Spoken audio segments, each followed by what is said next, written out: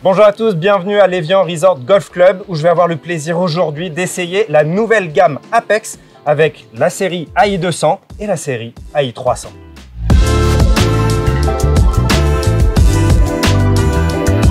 Donc Julien, on va essayer ces deux versions. On va démarrer par la version qui est sur le papier, l'AI200 devrait être la plus adaptée à ton jeu. Une top line un tout petit peu plus fine, un peu moins d'offset, semelle un tout petit peu plus fine également. On va essayer ça, avoir tes premières impressions. Très bien. En termes de toucher, d'apparence, comment tu trouves ça au niveau de l'adresse, et puis ensuite on va taper quelques balles. Comme tu le disais déjà, le dessus du club est vraiment extrêmement intéressant. C'est assez fin, ça pose très bien. Pas beaucoup d'offset sur ce modèle. L'équilibre semble extrêmement agréable. Donc je vais prendre une petite chrome tour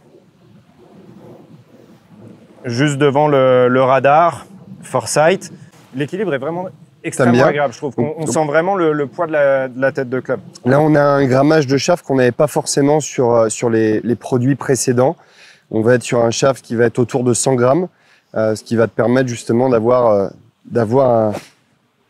à la fois beaucoup de sensations, de tolérance, et en même temps un fouetté qui va être assez important. Très bon contact déjà. Très agréable. On va avoir un spin qui va être super raisonnable parce qu'en général, sur cette typologie de club, on a tendance souvent à avoir des spins qui vont être un peu plus faibles. Et là, on va vraiment être dans les clous, autour des 7000 tours.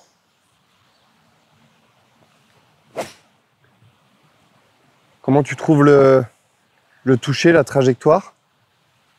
Écoute, vu le résultat, je suis assez satisfait. Non, le toucher est vraiment extrêmement agréable. C'est vrai que moi, j'ai l'habitude de jouer par l'historique que j'ai des clubs qui ont un toucher extrêmement précis. Et là, on retrouve cette sensation. Vraiment, on sent le spin, on sent le contact là où on l'a justement centré dans la face de club. Et surtout, ce que je trouve très agréable, c'est la sensation du club dans l'espace. Vraiment, c'est très pur. Une belle trajectoire, assez tendue. Donc, non, vraiment extrêmement intéressant ça. Ce que je viens de voir là, c'est hyper intéressant. On parlait du contrôle du spin. Tu viens de faire deux coups à la suite. On a un spin qui est, je ne vais pas dire égal, mais on est autour de 7150 tours ici. On devait être à 7140 sur la balle précédente. Donc, c'est vraiment cette Smart Face va nous apporter ça. De la capacité d'avoir une balle, on sent qu'elle sort vraiment bien du club. Là, on a un rendement qui est juste super, un carry qui est très bon. Mais on va avoir à la fois cette explosivité dans la phase de club et en même temps, le contrôle du spin grâce à la Smart Face va nous permettre d'avoir une régularité de distance qui va être juste hors norme sur cette typologie de produit qui, effectivement, est dotée quand même d'une cavité. Donc, il y a de l'explosivité, mais en même temps, un contrôle qui est fantastique. Ouais, et justement, on ne sent pas ce côté club avec cavité qui parfois donne une balle avec beaucoup de puissance. Et peu de contrôle. Là, on a vraiment l'impression d'avoir un club dit classique au sens où, en tout cas, moi, j'ai l'impression que je vais pouvoir maîtriser mes distances sans aucun souci avec ce club. Super. Top line, tout ça, comme tu disais, c'est quelque chose vraiment très bien. Qui te plaît bien? Ouais, le design... En fait, le design, je trouve qu'il associe confort parce qu'il y a quand même un petit offset qui met un peu en confiance, mais également pureté du club parce qu'on n'est pas sur un club trop large et ça donne vraiment envie de le jouer. On s'en fait une petite dernière? Allez, une dernière pour voir si on reste sur des datas identiques.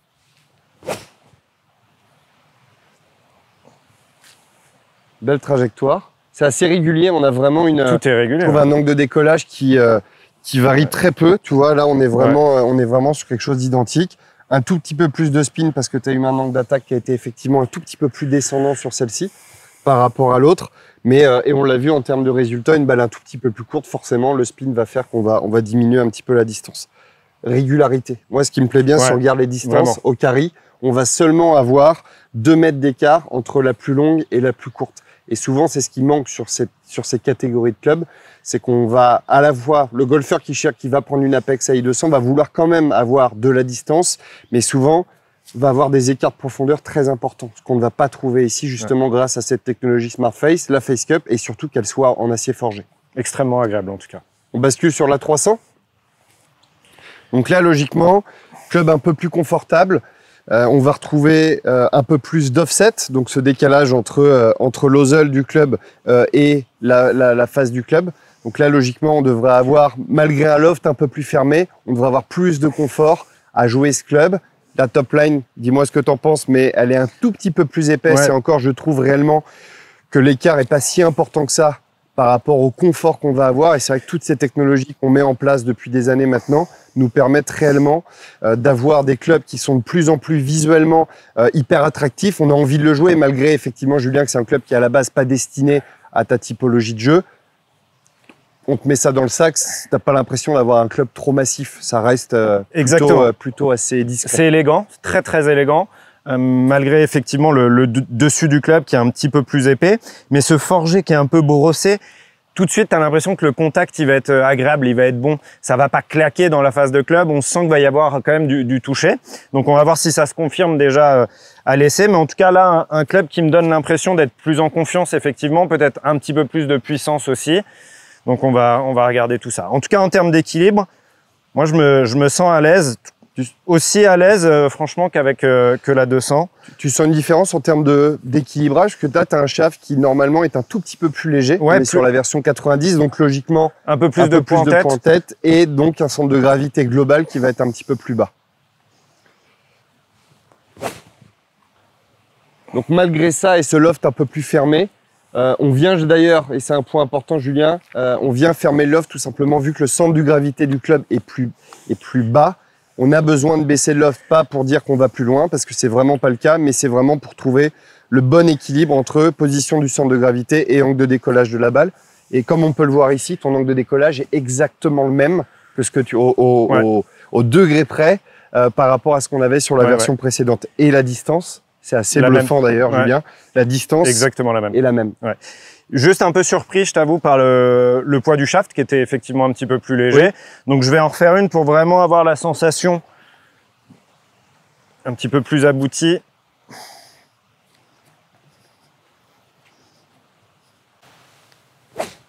Voilà, là c'était mieux. Je me suis mieux adapté. Un peu plus haute celle-ci. Plus puissante aussi, je pense.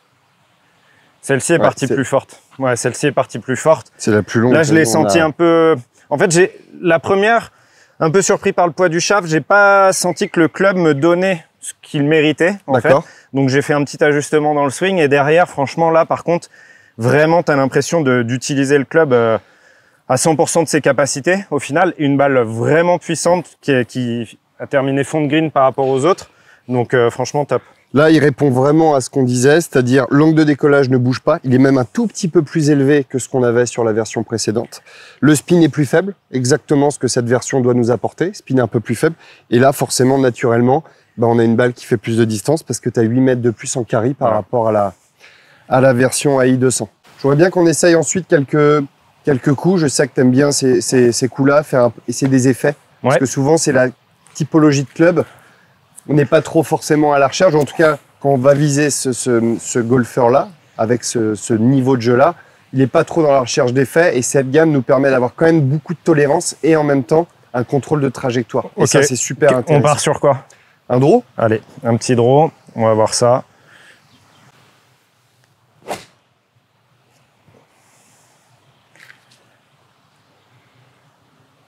Donc l'effet était présent. Après, effectivement, avec l'offset, il y a une quantité d'effets qui est un peu plus importante que sur une série, on va dire, plutôt sur la 200, où l'offset est un peu moins présent. Par contre, ça répond exactement à ce qui était souhaité.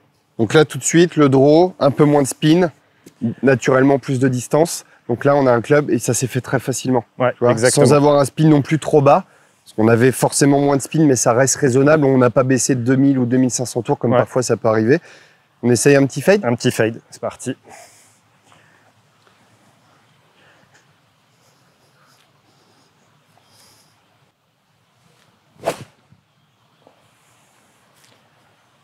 Facile. Très facile. Et ça répond bien. Malgré l'offset, elle a eu l'effet souhaité. Tout à fait. Tout à fait. Et là, tout de suite, forcément, tu perds très légèrement en distance. Le spin va être également plus élevé. Donc là, on a vraiment eu exactement ce qui se passe. 1000 tours de moins avec le draw, 1000 tours de plus avec le fade et avec effectivement ces écarts de distance. Donc, beaucoup de maniabilité. Et c'est vraiment ce qu'on va avoir. Ouais, ça, c'est vraiment super sur ces gammes-ci. C'est que malgré le confort et la tolérance qu'on va avoir dans cette gamme AI 300, on a quand même un club qui va fortement se rapprocher de ce qu'on va rechercher, donc de pouvoir passer à ça va être un club évolutif. C'est ça qui est super dans cette gamme Apex aussi, c'est cette capacité à pouvoir évoluer et que le club va justement accompagner l'évolution du golfeur. Et ça, c'est juste génial parce que souvent, ce qui bloque, c'est on a un nouveau produit dans le sac qui va s'adapter à un niveau de jeu le jour J, le jour du fitting ou de la journée démo. Et au final, ce qu'on veut aussi, c'est pouvoir le garder dans le temps. Et donc, je pense que ce club-là, à terme, malgré une évolution rapide du jeu, si on prend beaucoup de cours, par exemple, qu'on joue beaucoup, le club va pouvoir accompagner l'évolution du joueur. Et ça, c'est juste génial. En résumé, les amis, mes sensations en termes de toucher étaient relativement équivalentes, voire même totalement similaires entre la 200 et la 300. Donc sur ça, vraiment, c'est un pur régal. En revanche, évidemment, bien la 200, elle me correspond un petit peu plus, tant par le montage qu'on avait ici, un shaft un petit peu plus lourd, mais on retrouve beaucoup de consistance et cette possibilité de changer, de varier les trajectoires très facilement avec la 300 aussi. Donc, mon cœur balance pour la 200 forcément parce que ça correspond à mon mouvement. En revanche, j'ai été beaucoup plus surpris par la 300. Cette capacité de changer les effets, de garder le même contact et d'avoir de la consistance dans les datas. Et puis pour les deux designs, les deux looks, franchement, c'est du top niveau. Faites comme moi, allez essayer cette nouvelle gamme Apex chez votre revendeur.